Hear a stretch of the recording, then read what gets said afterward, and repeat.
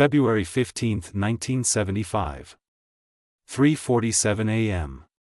Frank Lucas was sound asleep when the red phone rang. Only 3 people had that number. It only rang for massive money or massive problems. Frank. It's Nicky. Nicky Barnes. Frank's former lieutenant. The man Frank had made rich. The man who'd been trying to kill Frank for 6 months. Nicky. You got some balls calling this number. The Italians want to meet. All of them.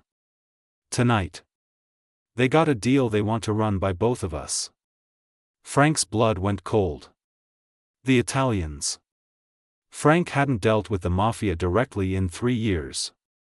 Not since he'd cut them out of his heroin supply chain. What kind of deal? The kind that makes us both rich. Or the kind that gets us both killed. Meet me at Rouse. 9 p.m. Come alone. Frank understood something most criminals never learn. When your biggest enemy calls at 4 a.m. with an offer to meet the people you've been hiding from, you have 2 choices. Show up and find out what they want, or spend the rest of your life wondering when they're coming for you. Frank got dressed in silence. Eva watched him from the bed. Where are you going? To find out if I'm as smart as I think I am. Frank.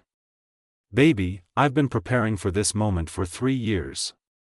Ever since I cut the Italians out. I knew they'd come for me eventually. The only question was how. Frank holstered his gun, checked his watch. If I'm not back by midnight, take the kids and go to your sister's in Atlanta. Don't pack anything. Just go. Eva's eyes filled with tears. You think they're going to kill you? I think they're going to try. Frank chose to show up. Rouse Restaurant, East Harlem. 9 p.m. Frank walked through the front door wearing a black suit, carrying nothing but his car keys and the decision that was about to change everything. The restaurant was completely empty except for 5 men at a round table in the back. Frank recognized every face. Carmine Tremonti from the Lucchese family. Joe Colombo. Crazy Joe Gallo. Vincent the Chin Gigante. And sitting between them all like he owned the place, Nicky Barnes. Frank paused just inside the door, scanning the room. 2 exits. 4 bodyguards stationed at strategic points. Every window covered. This wasn't a business meeting. This was a tribunal. And Frank was the defendant. He walked slowly toward the table, his footsteps echoing in the empty restaurant. Each step was calculated. Show no fear. Project confidence. Never let them see you sweat. Frank reached the table, didn't sit down. Just stood there, looking at each man individually, calculating the angles, the exits, the odds of walking out alive. He'd walked into rooms full of killers before. But never 5 bosses from 5 different families. Never a coordinated hit squad with this much firepower. The silence stretched for 30 seconds. Frank let it. Silence was a weapon. The first person to speak usually had the weaker position. Carmine Tremonti spoke first. Frank Lucas. The man who disappeared. I didn't disappear. I just got quiet. Quiet. Tremonti smiled. Is that what you call cutting us out of your operation? Making us look like fools in front of every family in New York?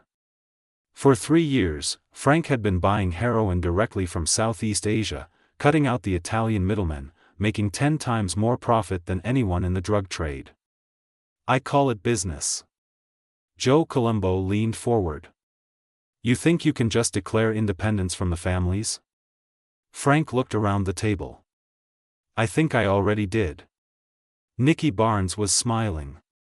This was what he'd wanted. Get Frank to insult the Italians to their faces. But Frank wasn't done. You want to know what I think? Frank pulled out a chair, sat down. I think you invited me here because you need me more than I need you. Your heroin business is dying because I'm selling better product at lower prices. Vincent Gigante's eyes narrowed.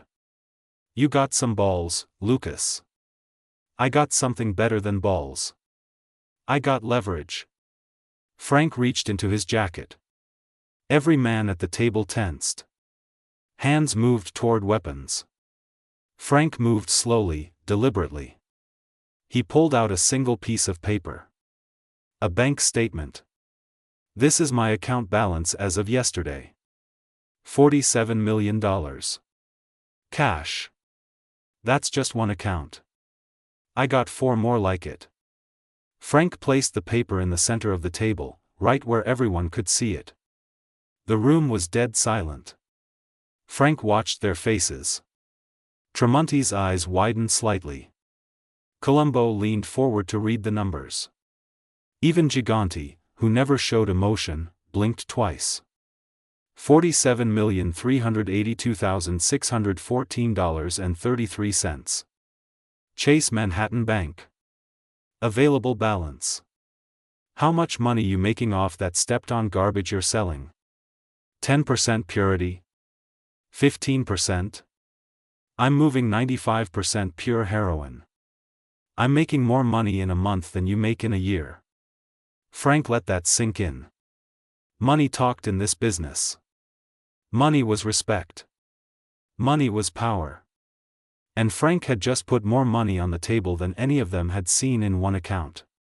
You want to know how I did it? I eliminated the middlemen.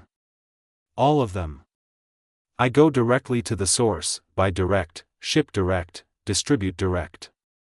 No taxes, no tributes, no kickbacks. Pure profit. Tremonti's face was turning red. You little. I'm not finished. Frank's voice was calm, controlled. Here's what I think happened. You ran the numbers. You figured out I'm moving $100 million worth of product through Harlem every year. You figured out I'm not paying anybody taxes, tributes, kickbacks. I'm keeping it all. And you want in.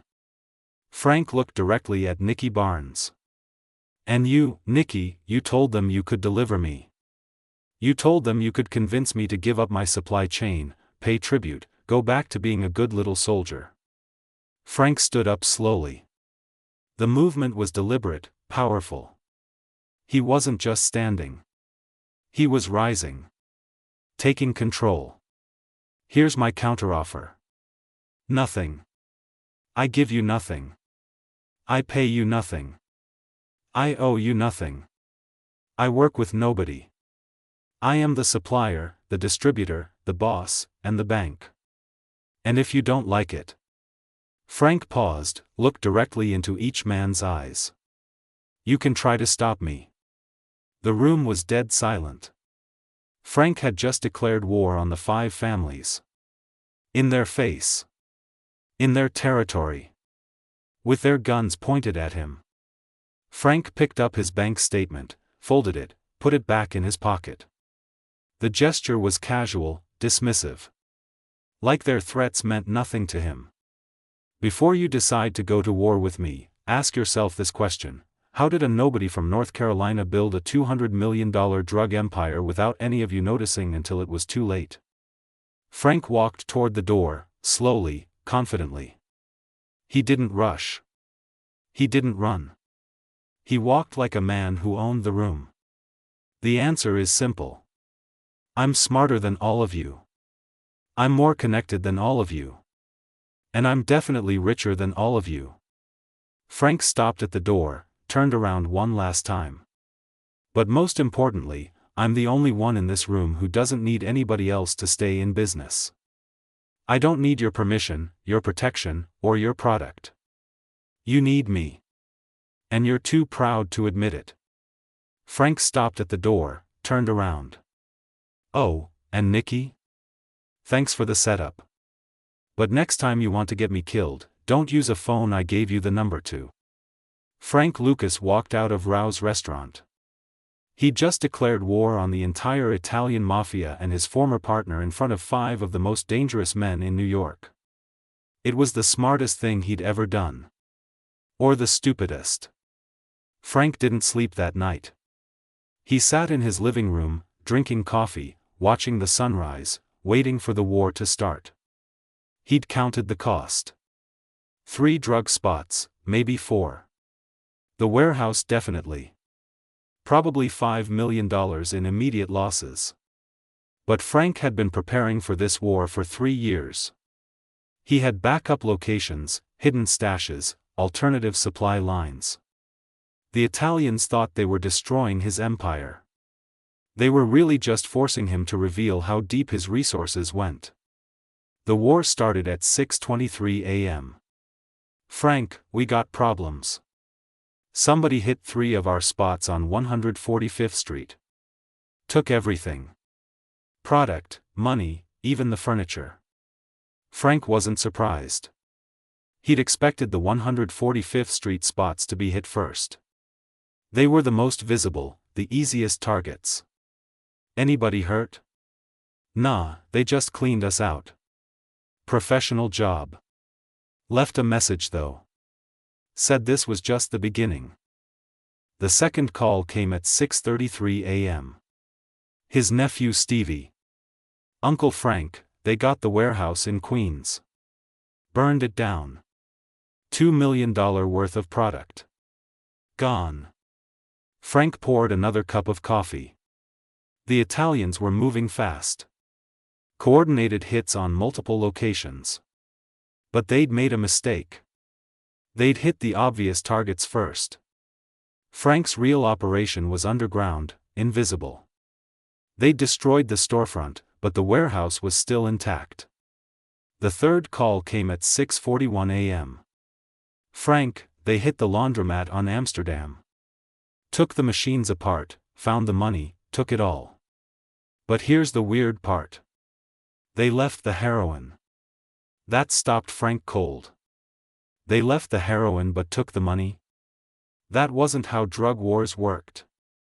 Drug dealers fought over product, not cash.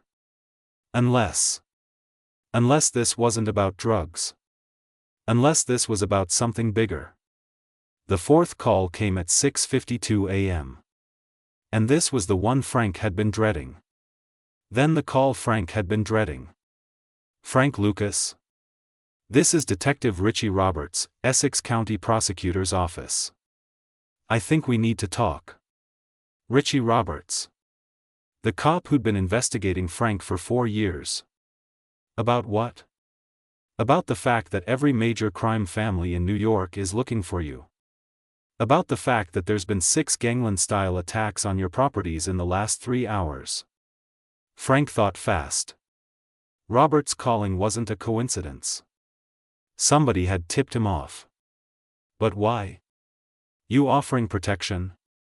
I'm offering information. Meet me at the diner on Route 4. 1 hour.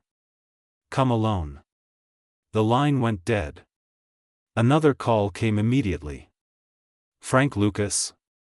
This is Agent Johnson, DEA. We have a warrant for your arrest. We'll be at your house in 30 minutes. Frank's blood went cold. What charges? Trafficking in narcotics, conspiracy, racketeering, and desecration of military remains. Frank's world collapsed. They knew about the coffins.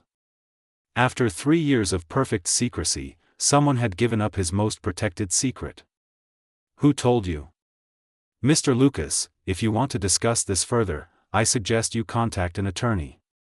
Eva came downstairs, saw Frank's face. What's happening? I think I just made the biggest mistake of my life. What are our options? Frank looked at his wife. Even facing federal charges and a war with the mafia, she said, our options. Run. Fight. Or cooperate. Eva was quiet for a moment. Frank, do you trust Roberts? Frank thought about it. I trust that Roberts wants to make the biggest drug bust in history. And I trust that he needs me alive to do it. That's not the same thing as trusting him.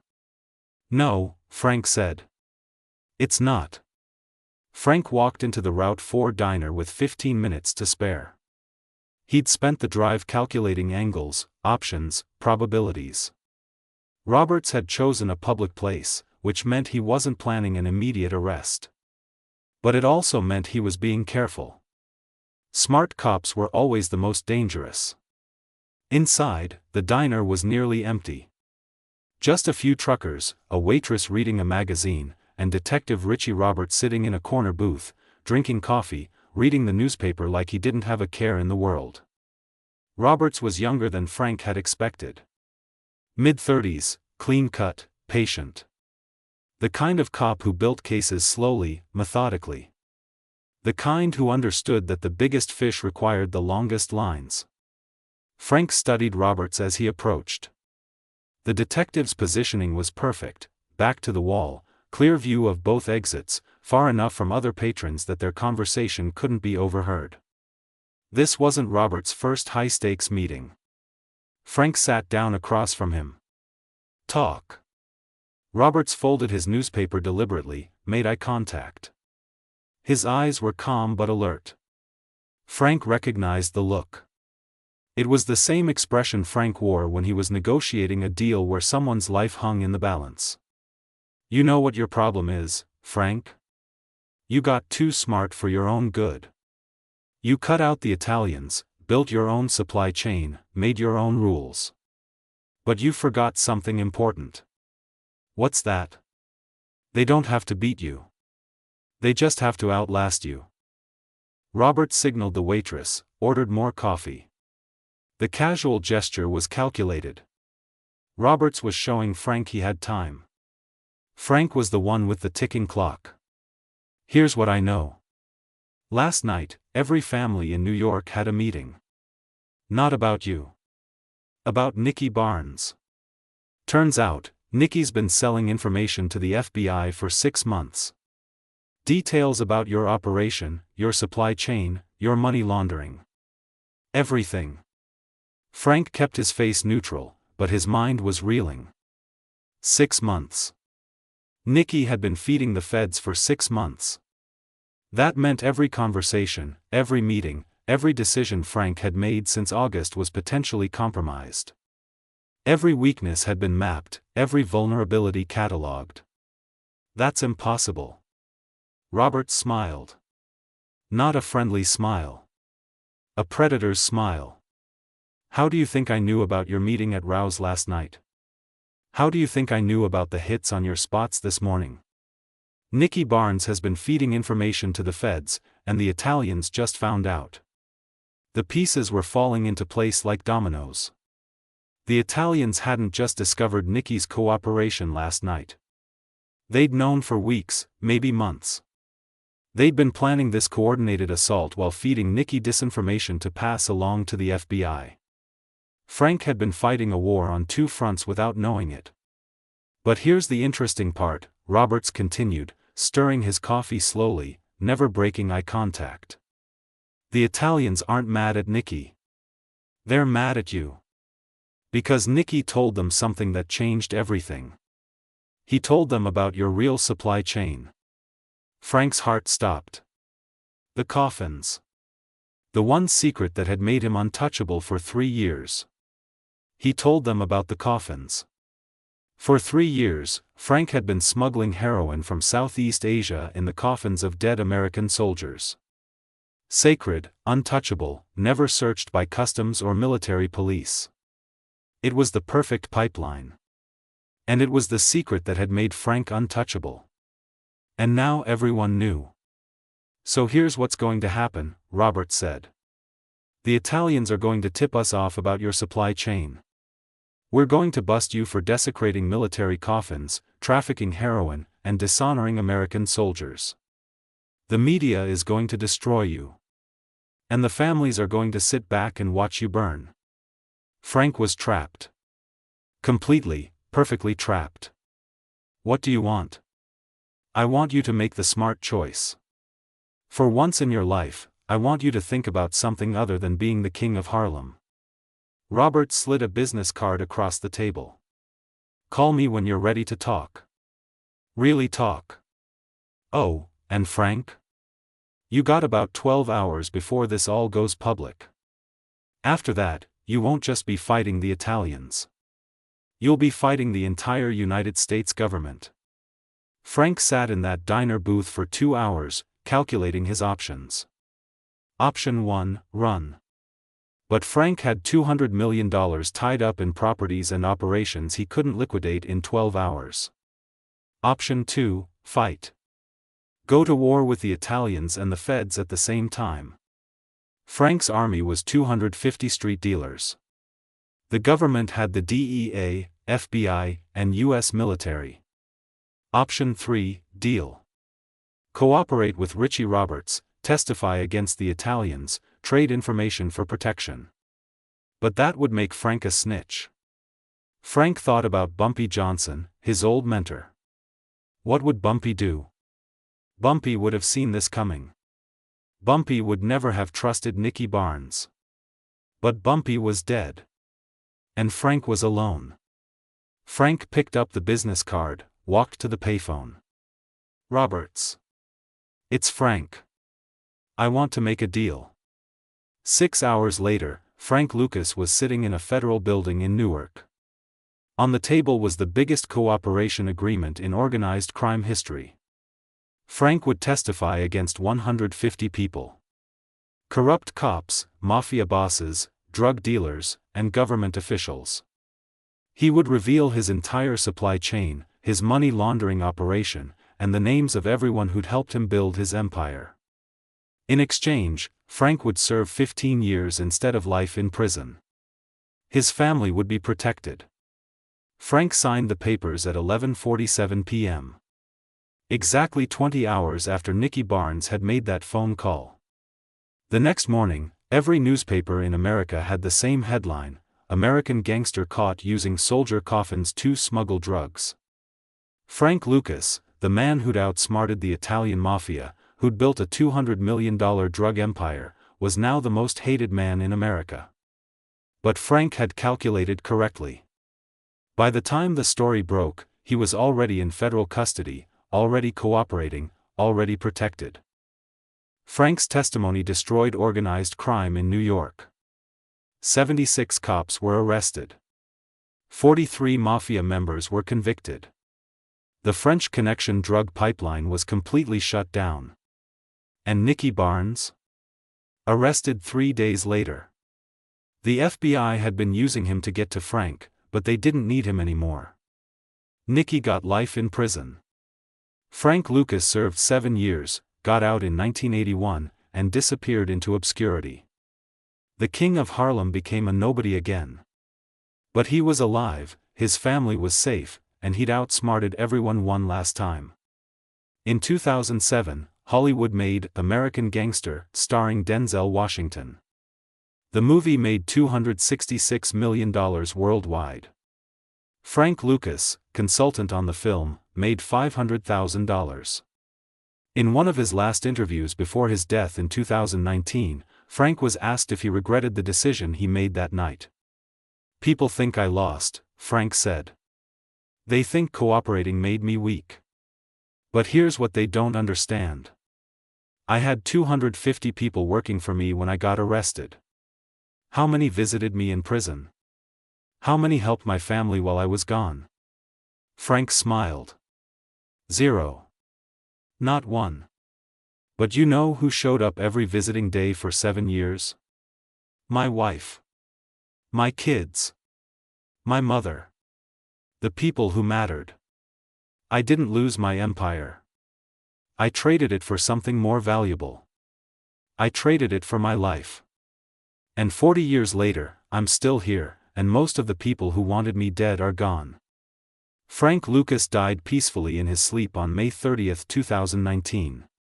He was 88 years old. The decision that turned every mobster against Frank Lucas in 24 hours wasn't a mistake. It was survival. Because sometimes, the smartest move isn't staying on top. Sometimes, the smartest move is knowing when to step down. Frank Lucas learned that lesson 40 years too late. But he learned it. And in the end, that made all the difference. This dramatic retelling explores themes of power, loyalty, and survival in organized crime.